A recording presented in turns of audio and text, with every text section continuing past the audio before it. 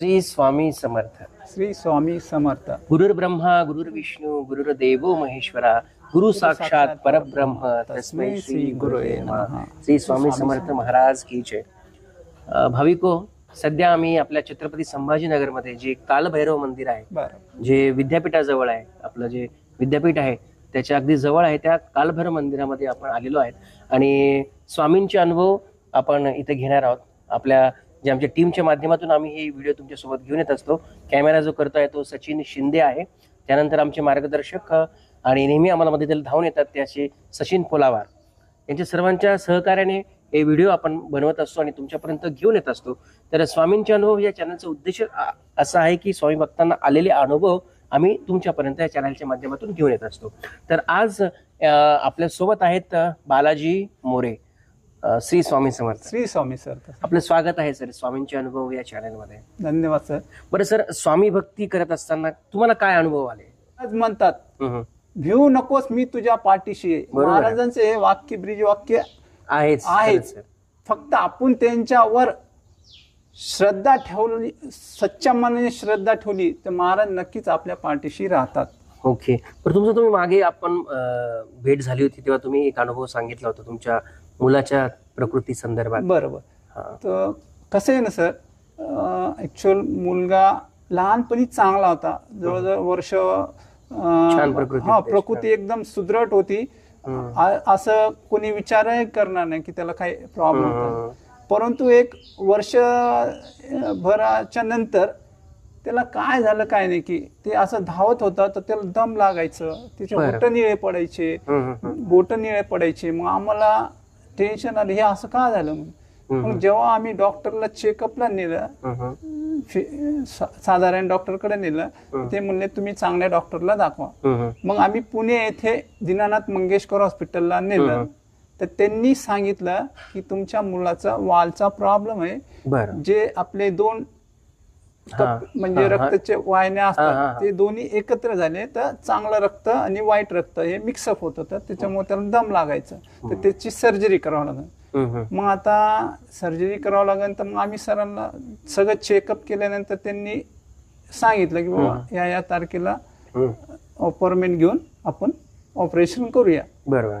परंतु मग आम्ही त्यांना विचारलं की किती खर्च येईल काय, तर ते सरांनी डॉक्टर साहेबांनी सांगितलं की याला जवळपास 3 ते 3.5 लाख रुपये खर्च येते. परंतु तेव्हा माझी अशी परिस्थिती होती की 3-3.5 लाख तर दूरच, माझ्याजवळ 1 लाख रुपये सुद्धा नव्हते. मग करायचं का? ऑपरेशनची तर तारीख घेतली आपण, सगळं केलं, सगळी तयारी झाली, पण पैसा आणायचा कुठून?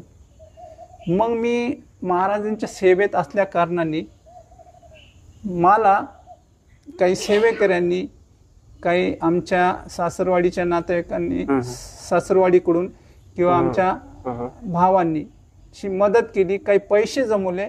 त्याच्यानंतर माझं परस्पर कोणतरी असा नंबर सेंड केला आरोग्यमंत्रीला, आपल्या महाराष्ट्र राज्याचे जे आरोग्यमंत्री होते त्यांना.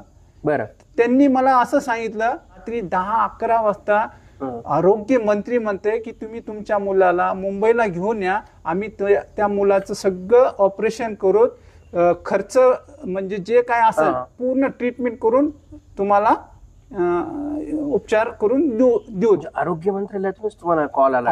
आरोग्य मंत्र्यांनी मला स्वतः फोन केला रात्री 10 वाजता. आरोग्य मंत्र्यांनी कॉल केला, स्वतःहून कॉल केला. खूप मोठी गोष्ट आहे ना सर. मग मी ते सांगतो की आरोग्य मंत्र्यांनी केलं म्हणजे असं.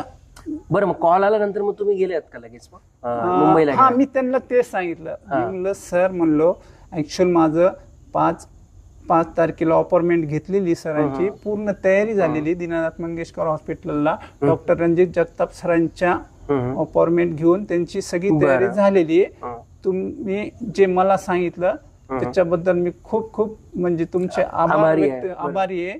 परंतु मला खरंच काही अजून काही अडचण असली तर मी नक्की तुम्हाला ह्या नंबरवर कॉल करीन. परंतु नंतर मला असं कोणतरी सांगितलं की तुम्हाला ही 3.5 लाख रुपयामध्ये अजून गव्हर्नमेंट कडून पण मदत भेटती.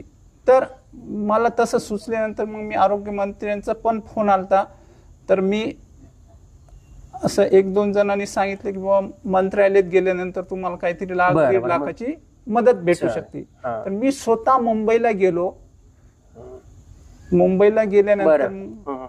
त्यांना सांगितलं की सर माझ्या मुलाचं असं असं ऑपरेशन आहे, एवढं खर्च येणार आहे, तर मला काहीतरी म्हणजे गव्हर्नमेंट कडून मदत पाहिजे. तर त्यांनी पण मला जवळजवळ 1 लाख भराची मदत केली. आणि असं करता करता जवळपास काही माझ्याजवळचे पैसे साचवलेले काही ते, आणि अजून जे पैसे जमा झाले. ऑपरेशनही सक्सेसफुल झालं. डॉक्टरांनी म्हणले पण की तुम्ही तुमच्या मुलाची प्रकृती खूप नाजूक आहे, तर ते लवकर शुद्धीवर येऊ शकत नाही, 24 तास लागतात. परंतु असं झालं, जेव्हा आयसीयू मध्ये आम्हाला बोलवलं 1-2-3 तासांनी ऑपरेशन झाल्यानंतर, तर आमचा मुलगा 4थ्या तासाला एकदम नॉर्मल मुलासारखी त्याचं वागणूक आणि बोलत होतं, गप्पा मारत होतं. आयसीयू मध्ये जेवढं पण डिपार्टमेंट होतं, तेवढे जे केरळची टीम होती किंवा जे तिथलचे आयसीयू मधले जे हँडवर्क करत होते, तर त्यांनी सगळ्यांनी म्हणजे त्यांना सुद्धा नवल वाटलं का? त्यांनाही नवल वाटलं. त्यांनी ऍक्च्युअल त्यांना म्हणजे हे करून घेतलं, त्यांनी सगळं कॅप्चर करून घेतलं. आयसीयू मध्ये कॅप्चर म्हणजे व्हिडिओ फोटो काही म्हणजे काय अनुभव लिहून त्याचं काय? हा, त्यांना असं सांगितलंय, अरे खूप मोठे डॉक्टर होते, परंतु त्याच्या तोंडाने असं ऐकत नाही, मला सोनल मन म्हणतात, म्हणजे मला माझ्या नावाने बोलो. ते इतकं गोड, म्हणजे की एवढं लहान मुलगा असून, एवढी मोठी सर्जरी असून एवढं प्रतिसाद देऊ लागलं, प्रत्येक गोष्टीला काही म्हणजे रडत नव्हता, काही नाही. ही पण एक महाराजांची लीलाच आहे. हो ना. आणि ते ऑपरेशन जेवढं म्हणजे थोडं गंभीर होतात, प्रकृती पण नाजूक होती, पण व्यवस्थित झालं ऑपरेशन आणि तब्येतही एकदम छान झाली. आता माझा मुलगा 6व्या वर्गात. आणि खर्च वगैरे किती लागला मग सर त्याला? पूर्ण खर्च जवळपास 3 लाखापर्यंत गेला. आणि काही मी पुण्याला असल्या कारणाने तिथलचे जे मी ओळखीचे असल्यामुळे असिस्टंट नव्हतो लालचंद मुत्ता सरांचा, त्यांच्या माध्यमातूनही मला जवळपास चांगली मदत भेटली. आणि माझ्या मुलाचं ऑपरेशन होऊन सक्सेसफुल होऊन तो आता 6व्या वर्गात शिकत आहे. चांगली प्रकृती आहे, ठणठणीत प्रकृती आहे. महाराजांच्या कृपेमुळे मदत मिळाली, चांगले लोक मिळाले, आणि ऑपरेशन सुद्धा खूप खूप छान झालं. आणि सध्या सुद्धा मुलाची तब्येत खूप चांगली आहे. वा, खूप चांगला अनुभव सर. महाराज खूप धन्यवाद सर, तुम्ही वेळात वेळ काढून इकडे आलात, तुमचा अनुभव सांगितलात. आणि बस हेच मी सगळ्यांना प्रार्थना की स्वामींच्या कृपेमुळे सर्वांचं भलं हो, कल्याण हो, सगळ्यांचं छान हो, हीच स्वामींच्या चरणी प्रार्थना. श्री स्वामी समर्थ. श्री स्वामी समर्थ.